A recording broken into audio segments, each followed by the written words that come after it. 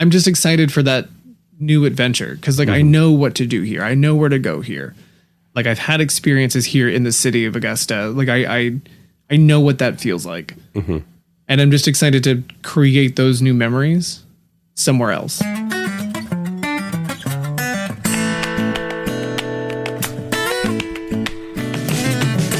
Welcome to another episode of Chewing the Fat. I'm your host, Big Rob. Thank you so much for tuning in, downloading, following, sharing. I appreciate all of that. It just makes this even more worthwhile.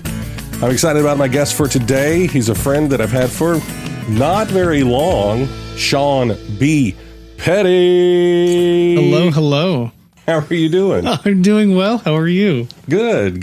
Thank you for coming in the studio today. It's amazing to be able to actually see people face to face again, right? Yes. The fact that, I mean, we talked several times in 2020, but.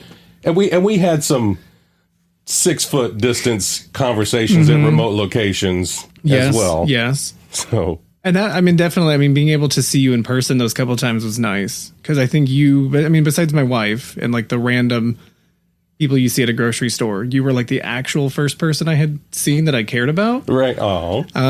So yeah, to be like in person with you now is like just nice. It's a good feeling. Yeah. There's a difference when you have a conversation in 2 dimensions via, Zoom or WebEx or something like that. There is a huge difference being with people in WebEx, Zoom, any sort of Skype virtual setting. I mean, to be in person with someone, to actually bounce off things, to feel their energy, the vibe of the room. You can get that in a virtual space, but it's not the same. Yeah. Yeah. I call it like the Instagram effect. You're able to kind of curate what you want people to see. Because I know for me, when I'm on my meetings, I have a very curated background. You don't get to see what's on the other side of my desk. I get to see it every single day, but you don't get to see what's on that side. Right. So yeah, like you kind of lose a little bit of getting to know the person a teeny bit more. Yeah. It's real easy to just mute yourself and turn your video off. In person, you can't do that. I mean, I guess you could leave the room, but that's a really noticeable thing. That definitely sends a message.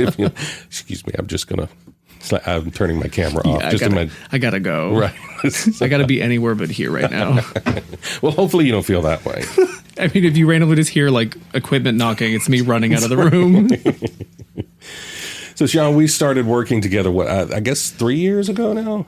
Yeah, about 3 years. It was 2018. 2018. Okay. Yeah. So 3 years ago, like I said, you have to forget 2020. I mean, yes, we were working together, but it was so weird for everybody. And Honestly. I feel like a broken record because I bring that up so much, but it's one of those things that it's history. Yeah. It's something we all went through. It is a common denominator for a lot of people and a lot of experiences, which I think it's in a way good that everybody went through that, because it is something that we can all draw from. We can all start to see those, commonalities that we as a human race have, no matter where we are or what we look like or, what we believe. We all went through that same type of thing. I mean, it was just insane, the entirety of that year. I mean, the amount of times I go back and think about if I were to tell like a past self, like, this is what's going to happen, I would laugh. I mean, it's been said time and time again, but it literally is something from like a Hollywood movie. It does not seem real. And then everything that followed 2020 still feels like some weird show that's just going way too far. Right. There's a year of our life that we just kind of was a haze and a fog. There was a lot of not living, I guess, that happened in that. But then, there was also a lot of innovation that did happen. Oh, yeah. I mean, I know I had an opportunity to take voice lessons from a young man that was on Broadway. Oh, wow. Because he couldn't work anymore. So I was able to, have a chance to, that normally, because of his schedule and touring and things like that, it would not have happened. So, so yes, there were still great things that came out of the year. Oh, yeah. I think it's all on what you decide to focus on, too. Yeah. And I mean, I think that's the good thing about most, asterisk on most, but most bad things, some good always comes out of it. And you can kind of find the good. I'm never really one to try to find the silver lining, but there were some good that came out of all of 2020. Whether it was like the technology increased, the time it gave certain people to go through things, the enlightening moments that it created. Yeah. Did you have any of those enlightening moments personally? Oh, yeah. Yeah. I mean, for me, I have always considered myself to be the introvert who is paid to be an extrovert. I 100% like being in like the center of a crowd. I like being like at parties. I do like that, but I always have to have my moment to reset. So being together in a place, we show up at work every day. We all had fun. And I mean, it was a good environment to be in. We were able to bounce off customers, bounce off each other. And then to suddenly have that gone overnight. And originally it was supposed to be like 2 weeks. Right. And then 2 weeks became... well, maybe about a month. Yeah. And then it was like, oh, you know what? 3 months. And then it just kind of hit this, we'll just see period. Oh, just wait for an email period that just lasted for the next, 9 months. Here's some stuff to do at home. Talk to you soon. Right. And that was hard. And like for me, that's when I fully realized like, oh, I'm not an introvert. I am an extrovert who is paid to be an even higher extrovert. And that was a really weird realization for me because I always thought like, oh, no, I'm an introvert. Like, I'm not going to be the first one running out of the crowd, but like, I'll be in the crowd, kind of at the back. But no, I realized like, oh, no, I am fully extroverted. And to be by myself, and I say by myself, my wife was there, but during the day I was working. So I was kind of in my little solitary existence for 7 to 8 to 9 hours. Right. It was weird. And I've realized that I should never give myself that amount of time to think ever again. Yeah, I definitely feel that as someone who, I always say I'm on that line of introvert, extrovert. There are times I definitely need that alone time and by myself time. And that got filled up and overflowing in about a week. But that extrovert part that makes me want to be on stage and perform and have connections with people and conversations with people, it was just dying. So I appreciate our opportunities to, whether we said it was work related or not, to at least kind of, like I said, get in a parking lot 6 feet apart and be like, so I just need to ask you one thing. Right? Well, I'm going to the grocery store. Okay. All right. Let's meet real quick. Okay, cool. And then that last, turned into a 30, 45 minute conversation because I think we both were missing, like I said, that face to face type of conversation. You are getting ready though to go into a different phase of your career. I am. You're making the move from Augusta to Austin, Texas, correct? I am. Yes, I went from the retail world to the corporate world. Very cool. Al, you have been in retail for how long? Ooh, I have been in retail. I want to say over, it's 2021? Yeah. I want to say over about 11, 12 years. Wow. And if has that all been in the Augusta area? Pretty much, yeah. I did like some very random jobs here and there, but I got my first job. I was like a stockroom attendant, and I literally got it because we went and we got some furniture, and the lady who was bringing it out of the stockroom was struggling. She like couldn't get it by herself. I offered to get it. She kept saying, "Oh no, I got it." And then as we were loading it up, I kind of asked like, "Hey, do you need some help here?" And then from there, that's kind of what started this whole journey through retail and business. It was actually at the time I was in college. I wanted to be a teacher. But as I got more involved in like the business side of the retail world, I started to realize like, you know what? I kind of like this business thing. Okay. Yeah, it's been a journey. So is that what your degree is in business or? Oh, my degree has changed. Okay. Many, many times. I was like undeclared for the longest time. I mean, I think as most people are, Oh yeah. you know. And then I was like dead set. I was going to be a teacher, and then I was going to be a principal. That died very quickly. Then I went into business, and in business, it kind of bounced around a couple times. I said, I'm going to go just business management, then accounting. And then I said, you know what? Communications is my dream. Okay. And it just bounced around. But as time kind of went on, I was still in school, but on the work side of things, I was becoming full-time at jobs. I was kind of getting into leadership positions, and I really started to like that side of things.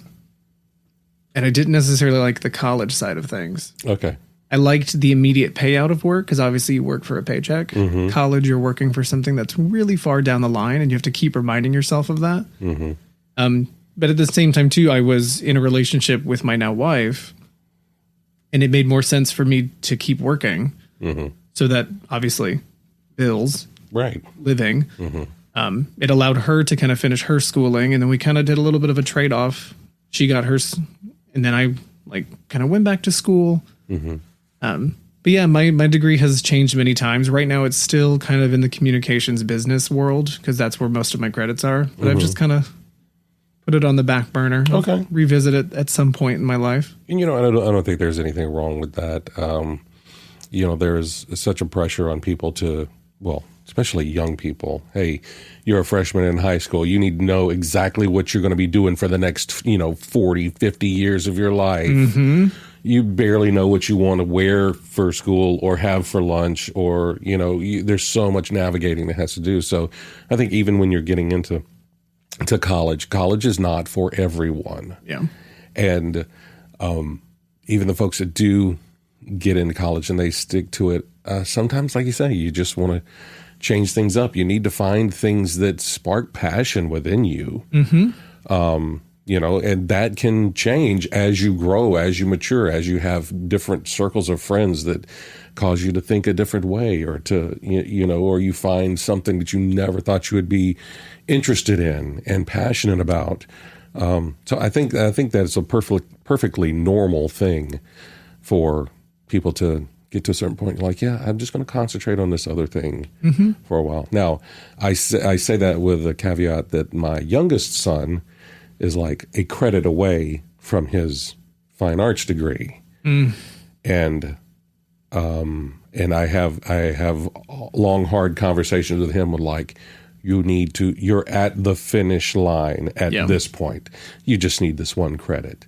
Do whatever you need to get that and get that done. Then move on to whatever. And he's like, well, I'm liking working. He works at one of the restaurants downtown in the kitchen, and he's really liking that. And I'm like, that's great. Can you just go ahead and finish your school? He's like, I'm going to. I was like, okay.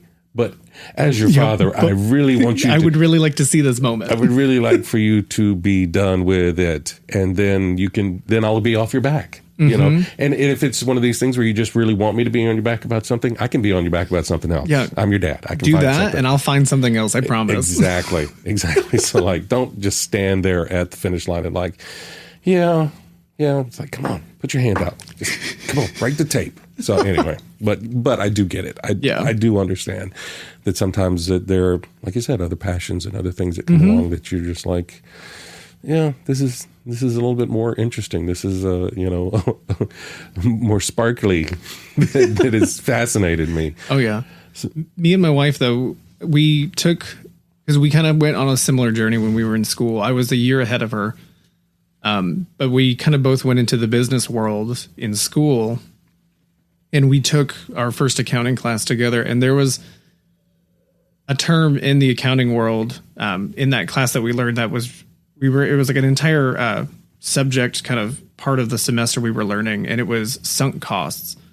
And that for some reason has been something that like stuck with me and my wife. And it was just the idea of once you've put something into something, you can't get that back. And it was like a sunk cost. And that's how we've, in a sense, almost reminded ourselves to like, you're almost there. You got to keep going now. Like, because you're never going to get that time back, that money back. Right.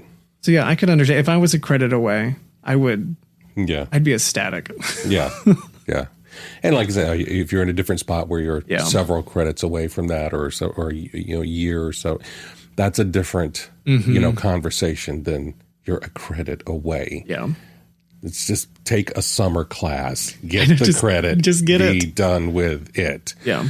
There's no reason to squeeze 4 years of college into 7. So yeah, what was sparkly about communication?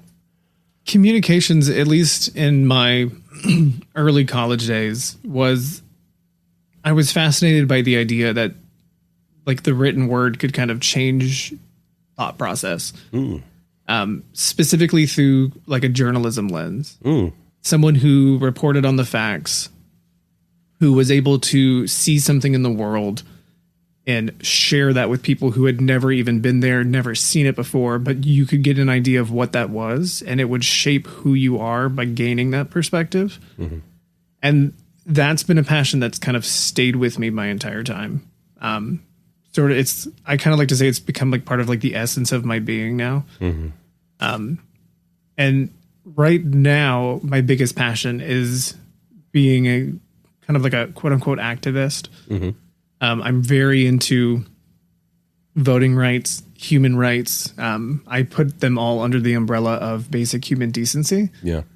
But just that ability to share perspective, whether it's written or speaking, whatever that looks like, being able to share that perspective and help shape other people. Yeah. And that's so important, especially now, especially in these times that we're in. And there's so much turmoil that is, in our country and in other countries.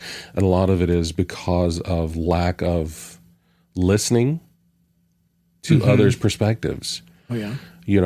Everybody wants to shout their agenda and nobody's listening.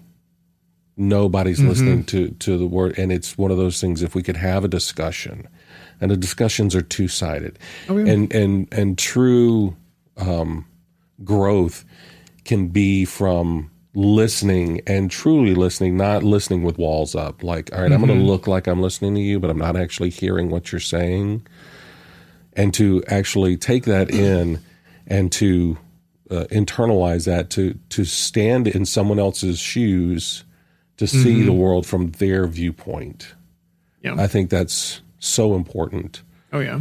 And I think that's so cool that's something that you have really, latched onto. And I know you've done some work, like you said, with voting rights and things like that. Even at work, you've helped spearhead some of those type of programs, and it's something that it's something the world needs. So thank you for having a heart for that. Yeah. That's one of the things that maybe it's one of those things that resonated most when you came into work, because at that point I'd been there like 4 years. So it's always interesting when you have new people come into work, but I think we clicked very, very quickly because you are a very people-oriented person, that it's not about yourself. It's about advancing others.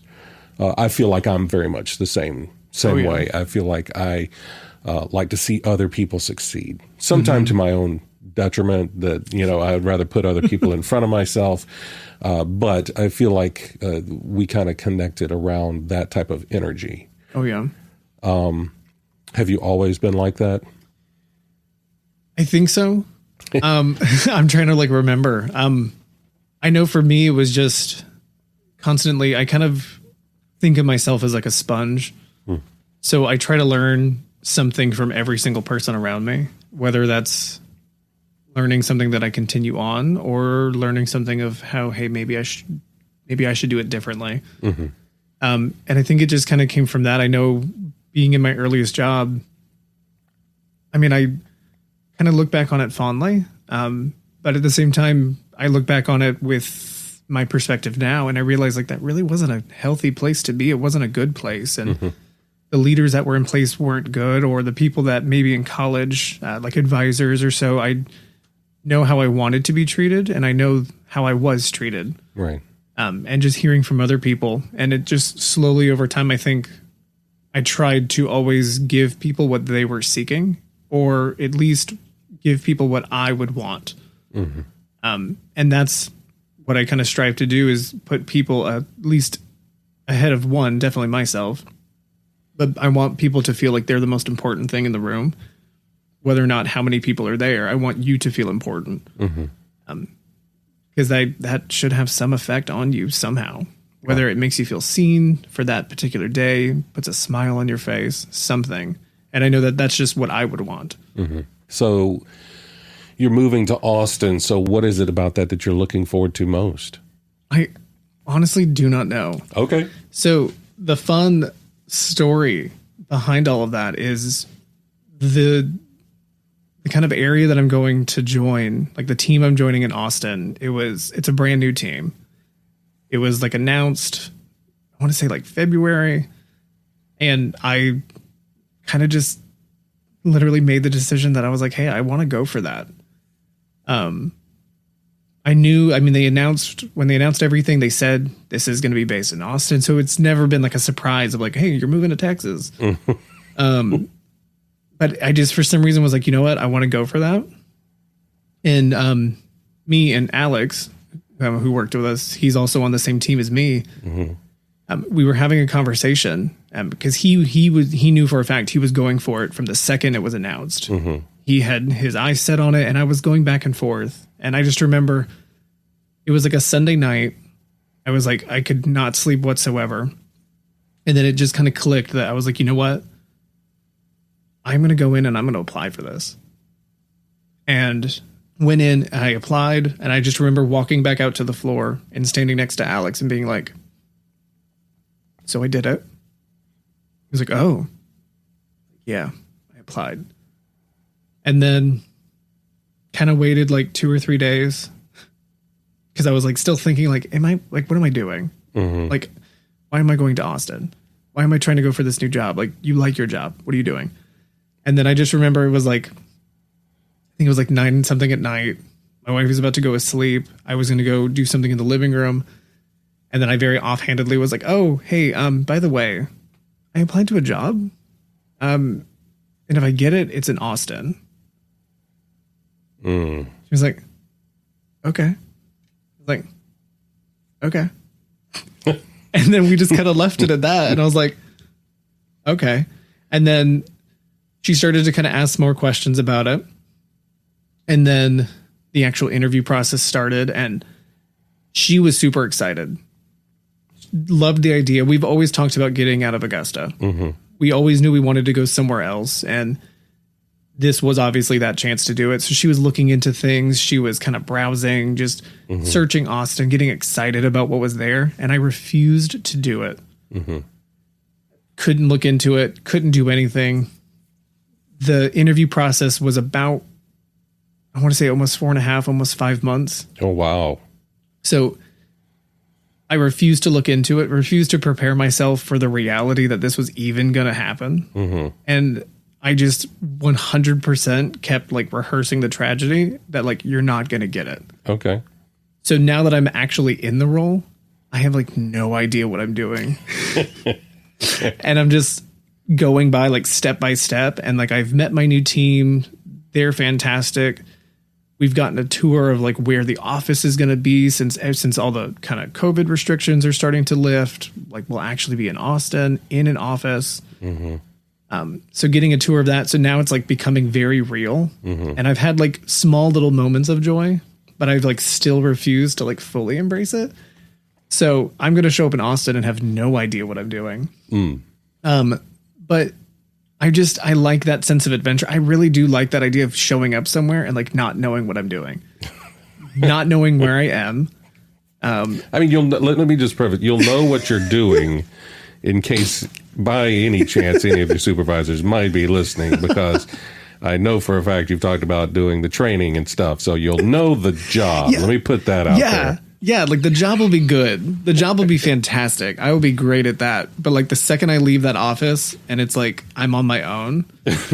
What to do in the city, where to go. All bets are off at that point. Yeah.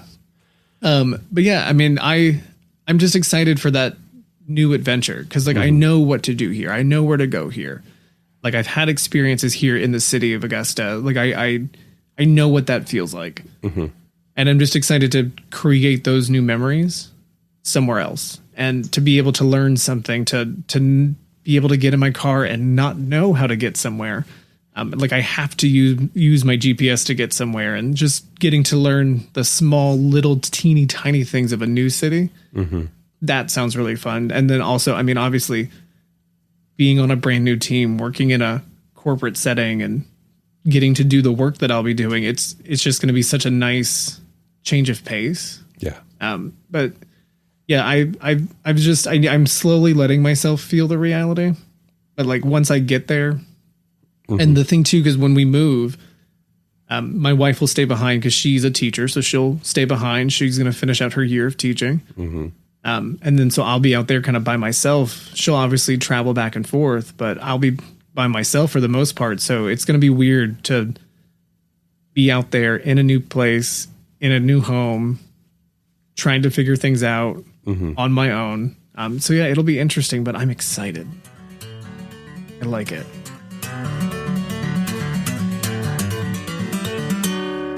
So, Sean, this is the part of the show where we dive a little bit deeper. And we talked about a lot of commonalities that people have in the last segment there, but one of the ones that a lot of people have, along with the highs, are the lows. And so how do you, Sean, stay positive and keep the dark at bay? It changes. Because I know before, and by before the COVID times, like it was coming to work. It was the people aspect of things. It was having that conversation with somebody and getting to know somebody, or getting to share a little bit of my day or whatever that looked like just with somebody. And that just perked me up. It was just such a nice feeling. And like Sorry, my dog's barking. hey, no, she's having a whole party.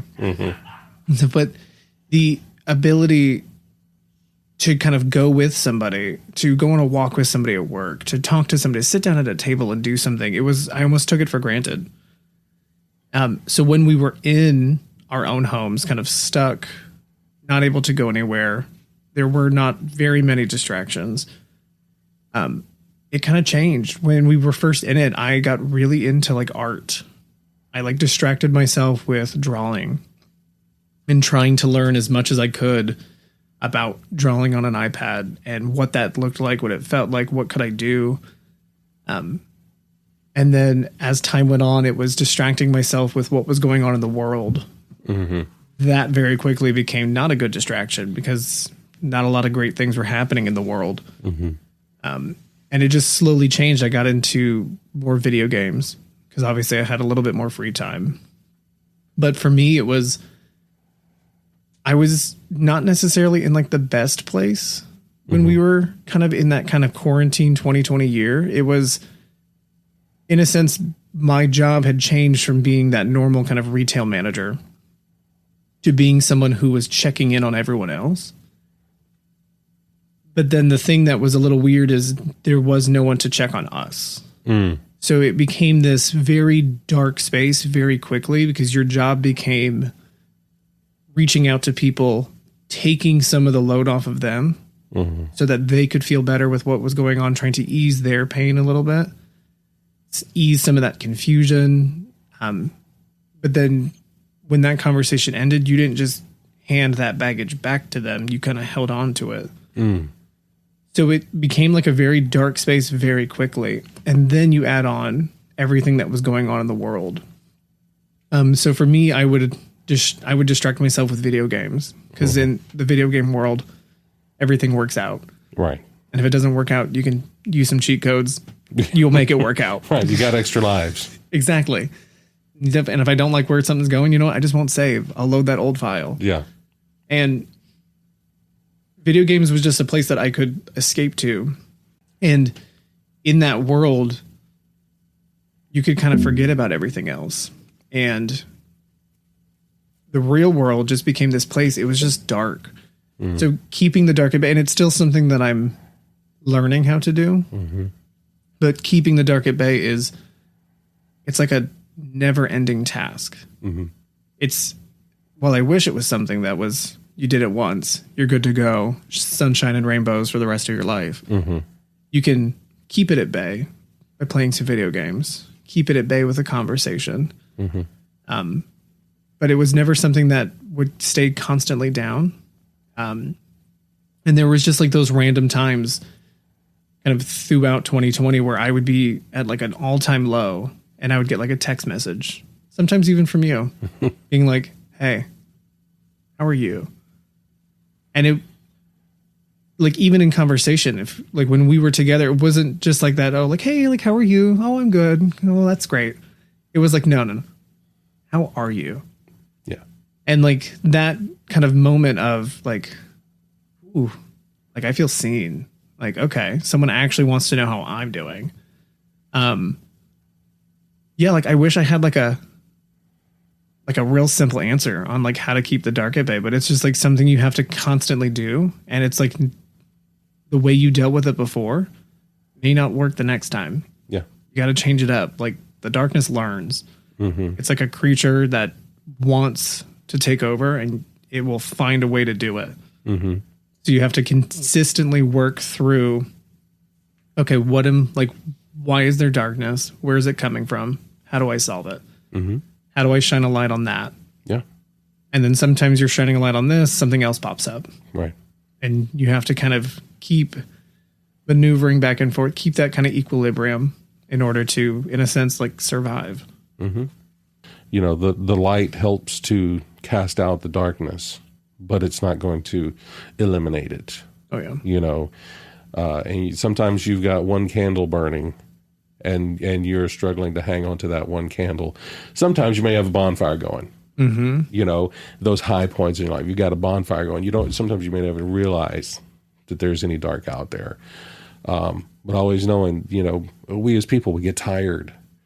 Sometimes we get mentally tired. Sometimes we get physically tired. Sometimes those things just kind of start to allow that darkness to creep in on us. Mm-hmm. And having at least some sort of idea of, hey, I did this before. Let me see if this does work. I'm going to play video games for a while. Mm-hmm. And like you say, you may be like, you know what, I'm playing video games and it's not really helping me out. So let me find something else. Let me reach out to someone. Mm-hmm. I have always been a big proponent of if someone crosses your mind, reach out. So, you know, times that I may have texted you, I may have been in the middle of cooking something or whatever, and you just crossed my mind. I'm going to just shoot you a quick text because literally it takes me, you know, no mm-hmm. time to shoot out a quick text because I feel like there's, you know, you call it fate, you call it the universe speaking, whatever, that there is a reason why that person crossed your mind. So I don't know what it is, and I may never know what it is, but I'm going to reach out. I'm going to say, hey, you just crossed my mind. Hope you're doing well. Mm-hmm. That's it. And then it's on the other person to understand that they've been seen, that there's someone that's thought about them. And if they want to respond, great, I'm there for it. But sometimes people don't. But I've done what I felt needed to be done. You know, yeah. I've responded to the universe. I've sent a text or a call or email or whatever. Just like, hey, you crossed my mind. Hope things are going well. This is what's going on with me. You know, let's chat. Let's do, of course, again, all of 2020, we couldn't chat and go get coffee or anything mm-hmm. like that. But again, just to listen and to put that back out there, because you may be that candle, you mm-hmm. know, that someone is searching in the dark for. Yeah. Yeah, and I like that perspective because, I mean, you know, with me, I am not the best person to text because you may get an answer a month from now or just never. But that is like 100%. I have no idea why my mind operates like that. But I can see a text message and I'm like, oh, I don't want to respond. And I think it comes from this mindset of like, I don't want to put my stuff onto someone else's plate. Of like, and then it's like this 100% like overthinking spiral of just like, are they actually asking me how I am? Should I just say good? If I say bad, like, are they gonna be like, oh, I was just trying to quickly text you, like, mm-hmm. And I never want to be that person that suddenly becomes a burden to somebody else. So I'm always just like, it's probably best if I don't answer. I'm like, let's just leave it. Maybe if I just don't answer, like they'll forget they texted me. And I unfortunately don't forget that I texted you, and then we'll text again. Are you okay? Like, are you okay? What's wrong? Are you alive? Are you in a hospital? That type of stuff, because then I'm going to get frantic as to like, what's going on? What's going on? You know, and then I have to drive to your house and be like, hey, did you see my text? This is a welfare check. Exactly. Are you alive? I mean, honestly, I think that's actually what happened when I got sick with COVID. The first time, spoiler, got COVID 2 times. But when I had COVID the first time, I mean, I think that was my lowest of the low point that I had ever actually been in, that I can remember in my lifetime. And because I couldn't go anywhere. I literally could not see anybody out of fear that you're going to infect someone else. Right. Me and my wife, I mean, we chose to continue to be around each other. But I mean, I would wear a mask. I would do certain things. Like, we were somewhat careful. But the idea that, I mean, I could not leave our house. There were times I got so weak, I couldn't even leave our bed. I was coughing so much. I could barely speak. And it was like just this super, super low point where I was at like the bottom of a hole, no way to get out. The walls were smooth. I couldn't even climb. Mm-hmm. And I just felt like, you know what, this is it. Like, I'm going to go out. And I had created such like a solitary existence that I'm like, I'm going to go out. Like, my little flame is going to flicker out and no one is going to know. And then I remember you kept texting me. And then I was like, you know what? I'm not going to be like, oh, hey, how are you? Oh, you know what? I'm good. I have COVID. Mm-hmm. So I was like, I'm just not going to. And then you kept texting. So it's like, okay, you know what? Like, this is someone who genuinely cares about you. Like, you need to let them know what's going on. Mm-hmm. And like, finally told you, you then literally genuinely cared about me. And then I think it was maybe like a week or so later, you like dropped soup off on my porch. Yeah. And stuff. And it was just like that little moment of like, oh, wow. Someone cared about you. Like, if you were to randomly disappear, someone would care. Yeah. And so, and it was just like that. That was kind of the realization of like the solitary existence that I had created was like, this is not healthy. Mm-hmm. Like, for someone who is this like introvert, extrovert person, and like, you're not getting that from the world. Like, you have to kind of change your ways. Like, you have to embrace communication and talking and sharing things about yourself. Like, I kind of pushed it so far of like, I'm going to put everyone else ahead of me, that like, because I don't want to put myself in anybody, but you know what? I'm not even going to care about myself. So like, it was just this constant thing of like, you know what? I gotta stop that. And then that's when I fully realized like I was like shoulder deep in like depression. Yeah. And then that's when I was like, okay, I need to ask for help. Mm-hmm. And like, I need to figure out like what's going on here. Cause like, it's not healthy. Mm-hmm. Like, the thoughts that I'm having, they're not good. Mm-hmm. So like, we need to figure this out. And that's like when I finally started taking medication. I was always the type of person that was like, you know what, I don't need it. I don't need to take medication. Like, we don't need that. And once I started taking it, the world kind of lightened up a little bit. Mm-hmm. Things felt like a little bit less heavy. And then I suddenly became that person who was like super pro medication of like, oh my God, like this stuff actually works. Yeah. And it was just, the entirety of last year was just so intense with going through everything in like what was happening in the world, both from the pandemic, but then just from a social justice standpoint, politically, trying to deal things in like the mental health world that no one knew about but you, mm-hmm. unless you shared that with people. And just kind of going through that entire journey was like this really terrible, like bumpy wooden roller coaster that is just like throwing you all around, and you have no idea when it's going to end. Mm-hmm. And you're just like really wanting it to. And it was like when I started to admit that like, hey, I'm depressed. I need help. I need to talk to somebody. it was like right when that happened, suddenly things started like smoothing out. It was like still a bumpy roller coaster, but it was like not thrashing you around anymore. Right. It was like something that I could kind of bear, and I could continue to at least stand up and walk forward. Because, I mean, the after effects of COVID were intense. The way I talked has changed. Before, I would be able to talk and talk and talk, and then take a breath. Now I'm like finding myself like out of breath a lot. Even trying to exercise was hard. And it was something that needed to happen. Because I had also injured my knee months before. So it was a thing of like, hey, you need to probably be doing some physical therapy to help your knee. And then now I was sick with COVID, and now I just couldn't breathe. So then I was like, I don't want to do anything. But it was just that, I mean, that moment was when suddenly things started to perk up. I'm just saying, hey, like, I don't want to be alone. Like, I had my wife, and she's like the best support system ever. But like, she can only do so much of the job. Right. And like, I have to be honest with like what I'm facing. Cause I remember being very, very upset, kind of telling her like, hey, like, I think I'm depressed, because it almost felt as if I was like admitting weakness, or telling her I was like unhappy. And I like didn't want her to think like, hey, you've done something wrong and I'm depressed. Like, this is your fault. I wanted to, like, I like went back and forth and like wanting to tell her like, hey, like I'm going through something. I don't know what's happening. But then I was like, you know what? I don't want to make her feel bad. And it was just this constant back and forth.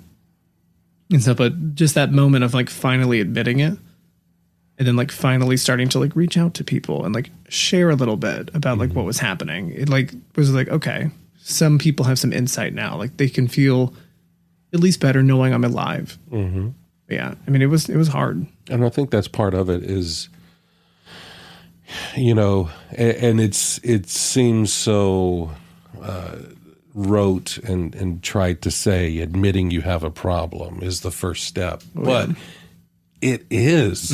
It is. I mean, even you saying that when you finally, you know, said it, that's when it started to feel like it wasn't quite as heavy. I think that's when you start to name it, you take that power away from the thing. Oh yeah. You start to know that, okay, now I've admitted that there's something going on. Now I have to fix that. I have to find a way, whether it be through conversation, counseling, medication, going to a doctor, whatever it is, or pouring yourself into an art form or a new hobby or whatever it is. Now you have at least admitted it to yourself, and you're not trying to fool yourself, because that's the thing is, you know, you can try to fool yourself a lot of the times, but the people outside that do care, they're not fooled, and they can't do anything for you until you realize that you've got something going on. Yep. And that's been the biggest thing I've had to remind myself is people want to know you because of who you are and what you bring to the table, whether that's experience, imperfection, perspective. People want all of that. But in my mind, it has been, you need to be the best version and the perfect version of yourself, or people aren't going to like you. And if you hand any of that off to somebody, it's going to like tinge what they think about you. Suddenly you're going to tarnish. And my idea was like, I never want to be that burden to somebody. So it was always holding out little bits of information, because it was like, you know what? You don't need that. You don't need to carry that with you. Like, you don't need to know what I'm going through right now. But the people who want to know want that, and they want to help you carry it. They want to be right alongside you, dragging it, doing whatever they can to help you. And it's me slowly understanding that like, you don't have to do things alone, and like, you can experience joy and like be happy with other people. Like, you don't have to just have it all inside. Cause then you just like end up having this like facade of just like super happiness. And then once that's gone, you just hit this all time low, and there's no one there to help you. Gosh. And that's such a great perspective on that, because you do get tired of putting on that mask, of putting on that facade, because you're already carrying the burden of all that other stuff. And now you're carrying the burden of this fantasy that you've created. Whereas if you put that down, there are other people willing to help you put the other stuff down too. Yeah. I mean, and that's what's allowed me to kind of focusing in on that. That's what finally allowed me to even think about trying to go for something that's way, at least how I consider it, way out of my league. Like I still kind of like with the job I have now, going through that interview process was hard, and learning all the things that we're doing now. I mean, it's just so exciting, but I keep having these like pinch me moments of like, who did I trick? Like, who did I dupe to get into this? Cause I'm like, I still wait as if someone's going to be like, oh, hey, you're actually not supposed to be here. So sorry. Like I know on my first day, like my VPN wasn't working, and I was like immediately constructing this entire like scenario of like, there are people who they're like, the red alert has gone off, and like, they're like, oh my God, how is he here? Why is he here? And like, it took maybe like 2 hours to get everything like up and running. And of course, like no one's going to be giving me like constant second by second updates. They're just going to tell me when it's ready. But I was just sitting there for 2 hours like, yeah, this is it. Like I'm done for. I've already given up my position at my old job. So like, I can't go back. I'm like, I'm going to be on the streets. This is it. I'm like, I now just got to give up. But like, it's now allowed me to focus on that. Now that I've kind of kept the dark at bay a little bit with some of the depression and some of that, I can now focus in on like the overthinking piece. Like the fact that I rehearsed tragedy rather than experience the joy of what was coming. Like the entire 5-month interview process, never once let myself be excited. It was just this anxiety ridden, just nightmare fuel of just pushing myself through these interviews. And I mean, it was just crazy. And then when I finally got it, I had like a moment of like, whew, like all that anxiety is gone now. Like I have the job, I'm good to go. And then I just put it all back of like, how did I get here? Can I do this? Oh my God. And it just like having to kind of slowly remind myself like, you know how to do this. Like, and if you don't, like, that's why there's training. Like you'll be fine. Yeah. Just like slow it down, admit to yourself that like, you're good. You're overthinking. And like, and that's my biggest thing now is just like, anytime I I find myself overthinking, it's kind of like tapping myself on the shoulder and being like, hey, you need to stop. You need to turn around, come back this way, and just like take a seat on a bench. Cause like the pathway you're going down is like real dangerous, real murky. Just like slow it down. This is third segment of the show. This is the Fast Five. Fast Five. Fast Five. I don't have a theme song, so I have to make it up myself every time. So that was your version of the Fast Five theme song right there. Fast Five. Fast Five. Fast Five. Fast Five. Fast Five. Fast Five. So this is using questions from Poddex. My friend Travis made this app. It's a great app. Made it for podcasters, but it's great for like if you just need some icebreakers or some random questions. There's tons of different decks in the app, and you can find a link to get your own pod decks at the website chewingfatbr.com. But what I'm going to do is I'm going to ask you 5 questions. Just kind of give me that first answer that comes off the top of your head. Okay, I'm going to hit the randomizer here. You good to go? I am. All right, here we go. In 40 years, what will people be nostalgic for? Ooh, about me or just the world? Anything. What do you think people will be nostalgic for in 40 years? Ooh, I feel like people will be nostalgic for like holding actual devices. And like in my mind, I feel like it's going to be like some microchip in your brain. You're seeing it in like your eyeballs.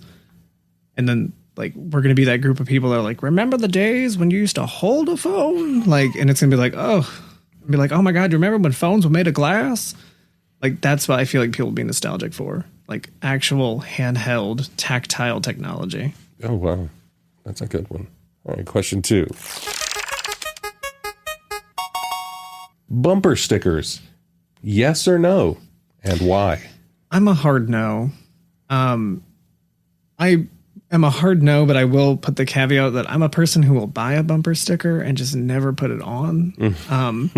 But yeah, I'm a hard no to a bumper sticker. One, because it like the paint will fade around the sticker, and if you ever peel it off, you're just gonna have that weird rectangle or circle. But also, I look at like bumper stickers kind of like as like a Facebook feed that no one looks at, in a sense of like you're just posting random thoughts to the world, and like, But I will say, like, I do have that moment where I'm like in the car and I read a bumper sticker, and I'll have that moment where I don't really laugh, but I have that like exhale through my nose. I'm like, okay. I'm like, okay. That was kind of funny. Yeah, I'm like, I see where you're going with that. But yeah, I'm a hard no for bumper stickers. Yeah, I'm in the same boat on bumper stickers. My wife says I go to extreme because I actually, like, we got a new car like 2 years ago. I took the dealer stickers off of the car. Yes. Because I was like, I had to pay a lot of money for this car. I'm not going to free advertise you. I mean, unless you're going to start, paying me advertising space on this, you ain't getting it free. So I literally took the stickers off of the car from the dealership. Yeah. When I bought my car, we had to drive all the way to Columbia to get the car that I wanted. And literally the exact same thing. We were right in the middle of like negotiating that price, and like going through it. And then I immediately said, hey, do all your cars have like the decal on there? And he was like, oh yeah. I was like, cool. I don't want that. And it was like a thing of like, oh yeah, no, we'll take it off. Got through the whole process, got out there. They're showing us like, hey, like this is the car. And I was like, how's the decal on it? I don't want it. Take it off. Like, yeah, feel the same way. I'm like, I don't want to advertise for you. Yeah. I'm paying you for this. Exactly. Like, come on, unless you're giving me a discount. Right. And I would be okay with that. It's like, hey, I tell you what, I'm going to send you a bill, $250 a month. I'm going to bill you for your advertising space on my car. Yes. Yeah, 100%. We got number 3. Oh, this is interesting. If you could be a character in a holiday movie, who would you be and why? Ooh, a character in a holiday movie. Now, this is all of holidays. I feel like people probably think Christmas when you think holiday movie, but any holiday movie. I mean, I'll probably go with a Christmas movie, mainly because there's not a lot of Hanukkah movies. And if there are, they always come with like a very weird moral lesson, but that's just kind of like a Jewish thing. They like to drill that into you. So would 8 Crazy Nights from Adam Sandler, would that count as I mean, it would count, but I'm like, do I want to be in that? Sandler? Yeah, I'm like, do I want to be Adam Sandler? I mean, honestly, I would probably choose like really like any like Lifetime movie person. I mean, like normally, I don't think there's been a lot of like male driven holiday movies, but I would probably just choose to be like any of the women in those like Lifetime Netflix holiday movies, because like the world's just so perfect. They're always some sort of baker. So they're just like baking cookies and like bread. And it's just like this nonchalant thing. And then they like meet some like attractive dude, and then they just like live a happy life. And it's just like, ugh, I would love that. And like, if not them, and like, I haven't actually seen the movie. I've only seen it through like watching. I don't know if you're a fan of like Trixie and Katya, the drag queens, but they like have a whole thing like drag queens like to watch on like YouTube for Netflix. And they reviewed this one. It was like some Dolly Parton theme. And like Dolly Parton was like an angel. I would probably just be that. I'd be Dolly Parton just so I could like appear random places and just like be like, here you go. I fixed your whole world for you. There you go. I mean, I'd have to choose that probably. Awesome. You as Dolly Parton, the angel. That's perfect. All right, number 4. What did your 15-year-old self imagine you'd be doing right now? Ooh, my 15-year-old self. I know that's not very far back for you. I know, it was like yesterday. Right. My 15-year-old self, I think that was literally right before I met my wife. Because we were like high school sweethearts. So I think my 15-year-old self was, I think, imagining probably the military. Really? Yeah, it was a thing that both my parents never wanted me to do, but it was just, for some reason at the time, it just clicked that I was like, you know what, I'm going to go into the military. It was what my dad did. It was what my opa did. And it just kind of made sense that I was like, I'm going to be that person. My brother didn't go into it because I have an older brother, and he didn't go into the military, but it just for some reason clicked. And it wasn't until I was like 16, 17 when I met at the time, she was just a girl in my drama class. But it wasn't until I met my wife that I was like, oh, I know what my life's going to be. But yeah, I want to say military is probably what I was thinking. Wow. To me, that's like, I would have never, ever guessed that, knowing you now and knowing the person that you are now. So. I can't imagine me being in the military. My personality would not, I guess I'd have a different personality, but I can just imagine like a drill sergeant being like, drop a good 20 and be like, how about no? Get out. Like, yeah, we're not going to do that. It's raining. I'm not running in the rain. All right, our final one. What do you think your legacy will be? Okay. I said we couldn't have the bumper sticker one last. Dang. Or what would you want your legacy to be? I feel like I would just want my legacy to just be some moment of like happiness or joy. Like I would love to have one of those legacies where like you've changed history and you're in like a history book and there's a documentary about you. Like who wouldn't want that? But I feel like my legacy will just be the fact that like I existed and that through that existence, I was able to spread like some kind of joy. Whether it was just a little moment or I had just that brief encounter with somebody that changed the course of their day, their life. Like I would just hope that my legacy, people would look back and be like, he created happiness. It's a great legacy to leave behind. Hey, I'm going to try to do it. I think you'll do it. Sean, that's it. That's our show. I like it. Thank you so much for being here with me today. I've enjoyed it. And thank you for coming into the studio, as messy as it is, and actually being in the atmosphere with me. I couldn't imagine doing this any other way. I know. And I'm honestly like super proud of you. Oh. For really, I remember the conversation. I was like sitting on my floor in my bedroom. I think you were sitting on your porch. Mm-hmm. And we were just talking through like a virtual conversation, and you kind of had this idea of like, I think I'm going to do it. Yeah. It took me a while because I remember, I was even like workshopping names with you originally. You're one of those people that whose opinions I appreciate a lot. So I'm like, what do you think about these names? Here's my thought. What do you think of names?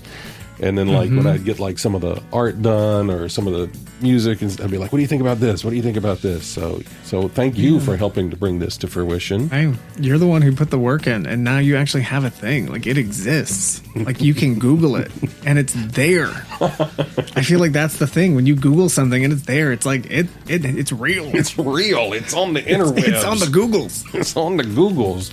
Well, Sean, again, thank you so much for being here with me. If people want to find you, you're on Instagram or website. Where can people find you? Pretty much any social network. I've gone through and pretty much nabbed all the at Sean B. Petty. Okay. So if it's a social network, I'm pretty much on there. Awesome. At Sean B. Petty. What's the B stand for?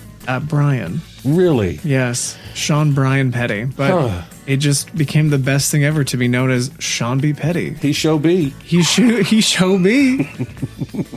Thank you again, Sean. Thank you for having me. If you would like to support this podcast, please buy me a coffee at the website, chewingthefatbr.com. You can also find all of our guests. You can find out more about Sean, where you can connect with him. Also, all of our former guests as well. chewingthefatbr.com. And I look forward to seeing you next time when we sit around and chew the fat.